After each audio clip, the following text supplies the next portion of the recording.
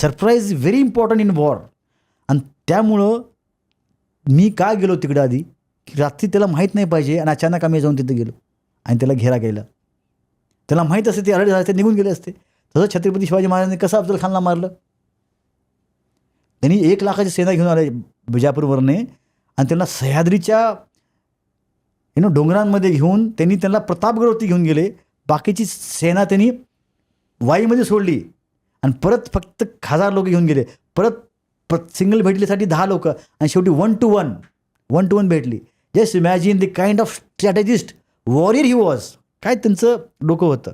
तर ते आपण त्यांच्याकडनं शिकलो आणि तेच काय काय आम्ही वापरायचो.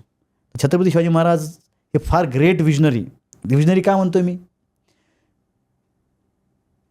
त्यांनी त्या काळी नेव्हीची सुरुवात केली, भारतीय नेव्हीची. आणि त्यांना मी काय म्हणतो, he is a great technological leader. त्यांना टेक्नॉलॉजी समजायची. कसं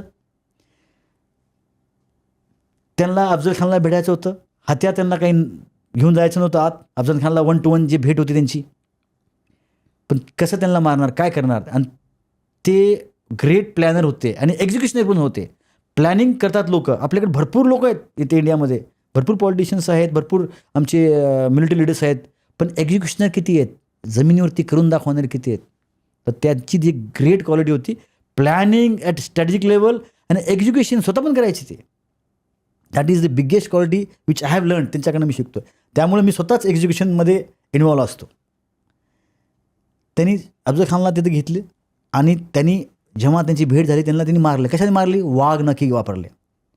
कुणाला माहीतच नव्हतं. That is the innovation. Today what is the innovation. आज इनोव्हेशन काय आहे. आज आपल्या जे लढाईमध्ये लढाई is always going to change होतच राहणार आहे. वॉर चेंज होत राहणार. War is like chameleon, it will change its colour. सरडासारखं असतो लढाई. त्या काळी वेगळं होतं. जसं जसं काळ बदलत असतो, टेक्नॉलॉजी बदलत असते, त्यासोबत वॉरफेअर पण चेंज होत असतं. आजची लढाईचं जे स्वरूप आहे जगभरामध्ये काय आहे मॅम, आज तुम्ही पाहता सिरियामध्ये हो आताच तख्तापलट झालेला आहे. अफगाणिस्तान, रशिया युक्रेन चाललेलं आहे. इस्रायल हमास तिकडंच वेगळं युद्ध चाललेलं आहे. तुमच्या बाजूला देश जो आहे बांगलादेश, आत्ताच त्यांनी तिचा तख्तापलट केलेला आहे. तर सगळे हे वॉर आणि अशांती सगळीकडे पसरलेली आहे. तर war will keep changing with technology. पण वॉरचा जो स्पेक्ट्रम आहे युद्धाचा फार मोठा झालेला आहे. आपण दगड फेकण्यापासनं ते आर्टिफिशियल इंटेलिजन्स सगळं वॉरमध्ये आज. Every aspect is there. आपण जे बोलतोय social media, that is also being used as a tool to change the mind. That is called propaganda war. त्यांनी नॅरेटिव्ह बदलता येतं. नाही, तेव्हा हिटलरच्या काळात पण झालं होतं द्वितीय महायुद्धामध्ये. ते कसं करायचे, ते पॅम्पलेट टाकायचे, लोकांना रेडिओवरती सांगायचे. That was the medium. Media is one aspect of war. कारगिलमध्ये सुद्धा मीडिया, आणि ज्यांनी मीडियाचा योग्य चांगला वापर केला, ही इज अ विनर. तुम्ही जिंकताय ठीक आहे, पण तुम्ही जर स्वतःला प्रोजेक्ट करू शकत नाही तर नाही. आत्ता युक्रेन आणि रशिया युद्धामध्ये काय झालं, युक्रेन हारत होता तरी पण त्यांच्या मीडियाने त्यांना दाखवून दिलं की ते जिंकत आहेत, 1-2 ऑपरेशन दाखवून. So it is media is one of the means to achieve the victory. It is not overall but one of the means. So spectrum जे लढाईचं आहे, राईट फ्रॉम युअर दगड फेकापासनं, आपण जे गोपन असतं ना मॅम, ते गुलेर असतं, तिथनं ते artificial intelligence, this is whole spectrum आहे. पहिले तसं असायचं. पहिल्या महायुद्धामध्ये ट्रेंच वॉरफेअर झाला, फर्स्ट जनरेशन वॉरफेअर. ट्रेंचमध्ये बसायचे आणि रायफलनी फायर करायचे. द्वितीय महायुद्धामध्ये tank warfare was main. Tanks जे असायचे ते जाऊन अटॅक करायचे. टँक्स जे जर्मनीने वापरलं, blitzkrieg technique, that is come the surprise by speed से अटैक करो at the enemy and enemy का सेंटर ऑफ ग्रॅव्हिटी पे, not on the soldiers, not on the troops. Centre of gravity म्हणजे जिथं command centre आहेत, जिथं political power आहे, hit that.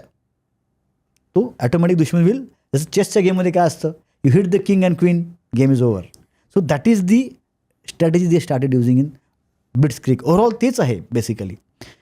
नंतर आता लेटेस्ट बघतोय, तिसरं महायुद्ध हेच तिसरं महायुद्ध आहे. कोल्ड वॉर झालं मध्ये, सेकंड वर्ल्ड वॉर नंतर कोल्ड वॉर चाललं रशिया आणि अमेरिकाचं फार दिवस चाललं आणि रशिया ब्रेक झाला. त्यांनी कसं ब्रेक केलं? इकॉनॉमिकली ब्रेक केलं रशियाला. That is also one of the tool, economics also one of the tool to use that against any country. त्यांनी ब्रेक केलं. 89मध्ये काय आलं? सेम रशिया बाहेर निघाला तिथनं, it came out from Afghanistan. तर हे ओव्हरऑल आपण असं समजू शकत नाही की युद्ध त्या देशात होतोय आणि आपल्याला काय फरक पडत नाही. युक्रेन रशियाचं युद्ध चाललं, आपल्याला फरक पडत नाही. इस्रायल हमासलाच काय झालं, आपल्याला फरक पडत नाही. बांगलादेशमध्ये झालं ते आपल्याला फरक पडत नाही. फरक पडतो, नक्कीच भारताला फरक पडतो. आपल्यावरती त्याचा प्रभाव असतो, इम्प्लिकेशन असतात. कोणासोबत ट्रेड संबंध असतात, कोणासोबत डिप्लोमॅटिक संबंध असतात, कोणासोबत वेपन्सचे काही ना काही आपले रिलेशन असतात, काही ना काही आपले त्यासोबत डिप्लोमॅटिक डायलॉग्स हे असणारच. त्यामुळं कुठेही युद्ध चाललं जगामध्ये हे आपल्यावर इम्प्लिकेशन होणार. सेकंडली आपण मिलिटरी लेसन्स पण त्यातनं घेऊ शकतो. युक्रेन आणि रशियाचं युद्ध चाललेलं आहे, तो युद्ध मागच्या 2 वर्षांना चाललेला आहे. आम्हा सगळ्यांना वाटत होतं, मिलिटरी ऑब्झर्वर्स आणि लिडर्स आम्हाला वाटतं की हे 2-3 महिन्यात संपेल, पण नाही संपला. हा 2 वर्ष युद्ध चाललेला आहे, 2 वर्ष जास्त झालं. That means war can be protected in longer. ह्याचं इम्प्लिकेशन काय आपल्या देशासाठी आहे की बी सेल्फ रिलायंट आणि तुमच्याकडे स्वतःचे ॲम्युनेशन, स्वतःचे वेपनरी सगळं झालं पाहिजे. दुसऱ्यावर डिपेंड राहू नका. रशियाकडे ॲम्युनेशन संपत आलं होतं, युक्रेनकडे ॲम्युनेशन संपत आलं होतं. मग काय करायचं आहे? Then you have to be self reliant. आणि आपल्या भारताने आता ह्या सरकारने आत्मनिर्भरच्यामध्ये मागच्या 10 वर्षामध्ये भरपूर प्रोडक्शन आता मिलिटरीचं चाललेलं आहे. मिसाईल्स बनले आणि आपण एक्सपोर्ट केलं. 30% एक्सपोर्ट केलं आहे आपण. We have improved 30% from last 10 years. पहिल्या मागच्या 14पासून 24पर्यंत 30% we are improved in our export. We are sending missiles and all that is good. आपण सेल्फ रिलायंट व्हायला लागलो आहे. This is one lesson from Russia and Ukraine war. Second lesson is drone warfare. आपल्याला helicopter किंवा आपल्याला फायटर प्लेन पाठवायची गरज नाही आहे. ड्रोन पाठवा. तुम्हाला ड्रोनचे मल्टिपल युजेस आहेत. तो सर्व्हेलन्स करतो, रेकी करतो आणि ॲम्युनेशन पण टाकतो आणि तिथं डिस्ट्रॉय पण करून येतो. आणि म्हणजे जीवितहानी काहीच नाही, कोणी अनमॅन्ड आहेत सगळे. So that is what warfare is changing and we have to adapt. आपण इस्रायल हमासचा की आतंकवादी येऊन मारू शकतात, तर ते तसं होऊ शकतं का इंडियामध्ये? होऊ शकतं का? Yes or no? Yes, it can happen. जसं हमासने अटॅक केलं असं होऊ शकतं का इंडियामध्ये, भारतामध्ये? होऊ शकतं. तुम्ही म्हणता कसं काय? हे सगळी तयारी ऑलरेडी लोक स्लीपर सेल्स वगैरे इंडियामध्ये आहेत, काम करतात. स्लीपर सेल म्हणजे जे लोक आपल्या दुश्मन राष्ट्रासाठी काम करतात भारतामध्ये राहून, पण ते तेव्हाच वरती येणार, तेव्हाच ते ॲक्टिव्ह होणार जेव्हा कुठलं मोठं ऑपरेशन किंवा कुठली मोठी कारवाई करायची असेल तेव्हा. पण म्हणजे ते असतात आपल्याच देशाचे आहेत, आपल्या देशाचे असतात. ते चाहे तुमच्या पैशासाठी काम करतात, मोस्टली पैशासाठी काम करतात, आणि काही लोक थोडंसं आपल्या धर्मासाठी काम करतात. ते फार कमी आहेत पण करतात. ही क्लिप शेवटपर्यंत बघितल्याबद्दल खूप खूप धन्यवाद. संपूर्ण एपिसोड बघण्यासाठी खाली दिलेल्या लिंकवर क्लिक करा आणि सर्व काही चॅनलला सबस्क्राईब करायला विसरू नका.